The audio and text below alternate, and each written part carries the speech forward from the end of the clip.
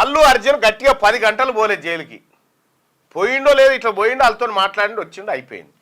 పరామర్శలు ఎన్నడన్నా చనిపోయిన ఆ బిడ్డింటికి పోయినారా? ఈ సినిమా వేసకాలంతా పోయింది కదా, చచ్చిపోయింది కదా పాప. వేసకాలంతా పోయినారా? ఆ రేవతి ఇంటికి పోయిరా? ఎంతమంది పోయిరు? మా సినిమాల కారణంగా మీ ప్రాణం పోయిందని చెప్పి వాళ్ళ కుటుంబం దగ్గర పోయిరా? మీరు మాట్లాడిరా? పోయి ఆ పిల్లగాడు ఇప్పుడు పిల్లగాడు సావు బతుకుల మధ్యలో ఉన్నాడు. పోయినాడా?